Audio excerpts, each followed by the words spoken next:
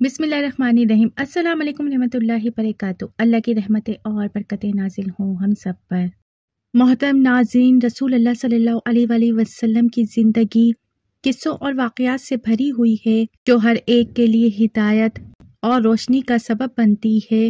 آج کی اس ویڈیو میں ہم ایک بہت ہی دلچسپ واقعہ بیان کریں گے جو حضور محمد صلی اللہ علیہ وآلہ وسلم اور ایک پادری کے درمیان کا ہے۔ آپ سے بس اتنی سی گزارش ہے، ویڈیو کو اینڈ تک ضرور دیکھیں۔ ایک روز حضرت عبد المطلب خانہ کعبہ میں حجر اسود کے پاس بیٹھے ہوئے تھے۔ ان کے پاس نجران کے عیسائی آ گئے۔ ان میں سے ایک پادری بھی تھا۔ پادری نے حضرت عبد المطلب سے کہا کہ ہماری کتابوں میں ایک ایسے نبی کی علامتیں لکھی ہوئی ہیں جو حضرت اسماعیل علیہ السلام کی اولاد میں سے ہوگا۔ یہ شہر اس کی جائے پیدائش ہے، اس کی یہ نشانیاں ہوں گی۔ ابھی وہ یہ بات کر ہی رہا تھا کہ کوئی شخص آپ صلی اللہ علیہ وآلہ وسلم کو لے کر وہاں آ گیا۔ اچانک پادری کی نظر جو ہی آپ صلی اللہ علیہ وآلہ وسلم پر پڑی، وہ چونک کر بولا۔ آپ کی آنکھوں کو اور آپ کی کمر اور آپ کے پیروں کو دیکھ کر وہ چلا اٹھا۔ اس نے زور زور سے چلانا شروع کر دیا اور اس نے کہنا شروع کر دیا کہ اے لوگوں، وہ نبی یہی بچہ ہے، یہ تمہارے کیا لگتے ہیں؟ حضرت عبد المطلب بولے، یہ میرے بیٹے ہیں۔ جس پر وہ پادری بولا، تب یہ وہ نہیں، اس لیے کہ ہماری کتابوں میں لکھا ہے کہ اس کے والد کا انتقال اس کی پیدائش سے پہلے ہو جائے گا۔ حضرت عبد المطلب بولے، یہ میرا پوتا ہے اور اس کے باپ کا انتقال اس وقت ہو گیا تھا جب یہ پیدا بھی نہیں ہوا تھا۔ اس پر اس پادری نے زور زور سے بولنا شروع کر دیا، ہاں یہ بات ہوئی نا، اب آپ نے سچ بتایا ہے، آپ اس کی پوری طرح حفاظت کریں۔ حضرت عبد المطلب کی آپ سے محبت کا یہ عالم تھا کہ کھانا کھانے بیٹھتے تو کہتے میرے بیٹے کو لے آؤ، آپ تشریف لاتے تو حضرت عبد المطلب آپ کو اپنے پاس بٹھاتے، آپ کو اپنے ہاتھ سے کھانا کھلاتے۔ بہت زیادہ عمر والے ایک صحابی سیدہ بن معاویہ رضی اللہ تعالیٰ عنہا کہتے ہیں کہ میں ایک مرتبہ اسلام سے پہلے جاہلیت کے زمانے میں حج کے لیے مکہ مکرمہ گیا، وہاں بیت اللہ کا طواف کر رہا تھا۔ میں نے ایک ایسے شخص کو دیکھا جو بہت بوڑھا اور بہت لمبے قد کا تھا، وہ بھی بیت اللہ کا طواف کر رہا تھا اور یہ پکار رہا تھا، اے میرے پروردگار، میری سواری کو محمد صلی اللہ علیہ وآلہ وسلم کی طرف پھیر دیجئے اور انہیں میرا دست و بازو بنا دیجئے۔ میں نے اس بوڑھے کو جب یہ شعر پڑھتے سنا تو لوگوں سے پوچھا، یہ شخص کون ہے؟ میرے پوچھنے پر لوگوں نے بتایا کہ عبد المطلب بن ہاشم ہے، انہوں نے اپنے پوتے کو اپنے ایک اونٹ کی تلاش میں بھیجا ہے، وہ اونٹ گم ہو گیا ہے اور وہ پوتا ایسا ہے جب بھی کسی گمشدہ چیز کی تلاش میں اسے بھیجا جاتا ہے تو وہ چیز لے کر ہی آتا ہے۔ پوتے سے پہلے یہ اپنے بیٹوں کو اس اونٹ کی تلاش میں بھیج چکے ہیں لیکن وہ ناکام لوٹ آئے ہیں۔ اب چونکہ پوتے کو گئے ہوئے دیر ہو گئی ہے اس لیے پریشان ہے اور دعا مانگ رہے ہیں۔ تھوڑی ہی دیر گزری تھی کہ میں نے دیکھا کہ آپ صلی اللہ علیہ وآلہ وسلم اونٹ کو لیے تشریف لا رہے ہیں۔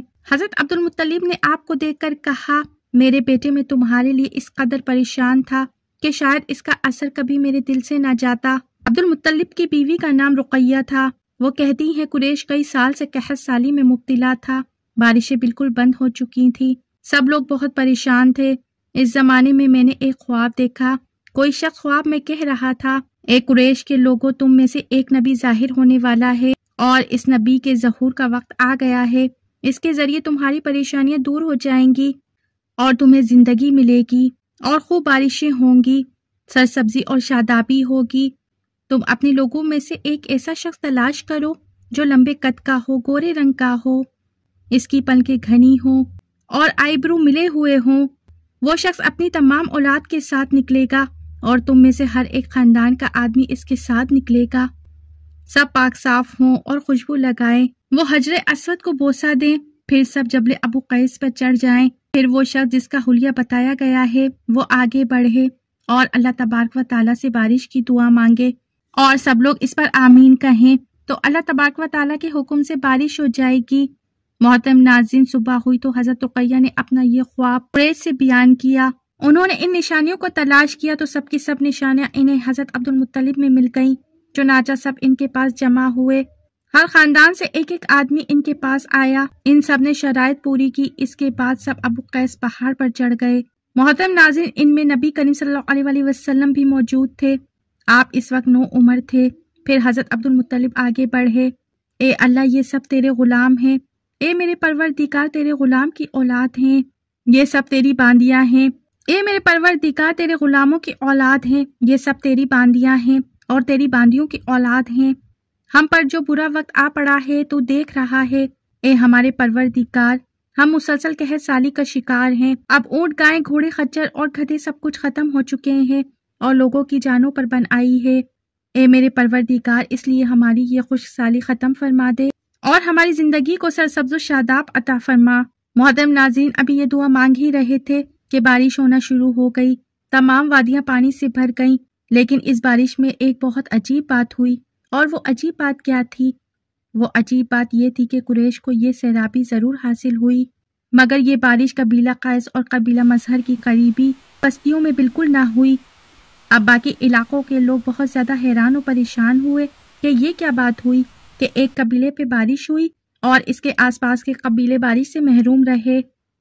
تمام قبیلوں کے سردار جمع ہوئے، اس سلسلے میں آپس میں بات چیت شروع کر دی۔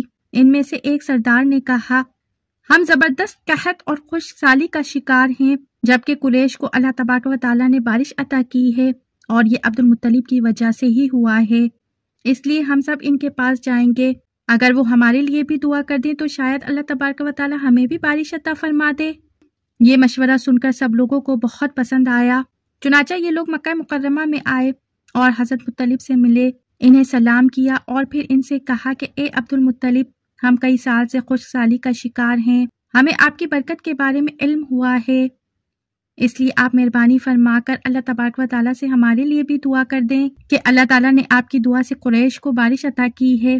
ان کی بات سن کر حضرت عبد المطلب نے کہا، اچھی بات ہے، میں کل میدان عرفات میں آپ لوگوں کے لیے بھی دعا کروں گا۔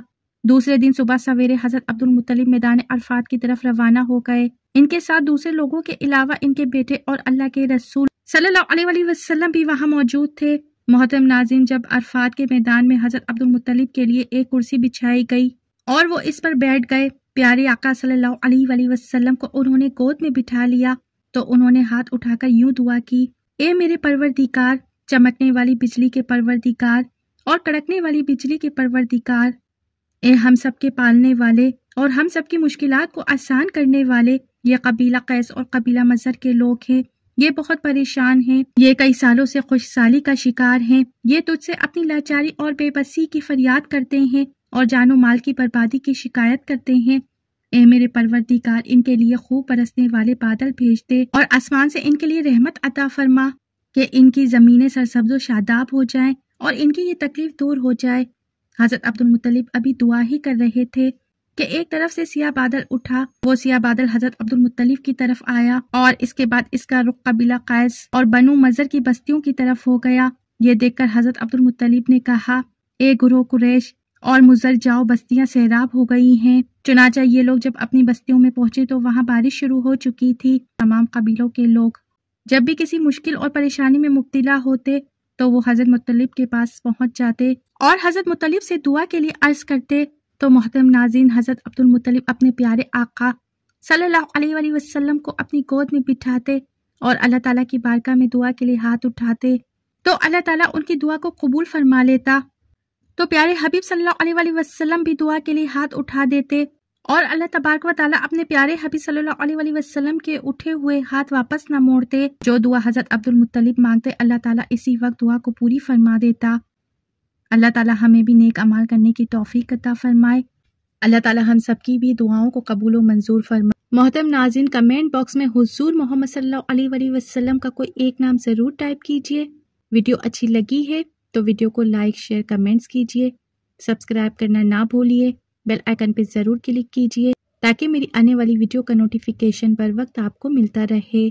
خوش رہیں، اپنا بہت سا خیال رکھیں۔ زندگی رہی تو پھر ملیں گے معلوماتی ویڈیو کے ساتھ۔ اللہ حافظ۔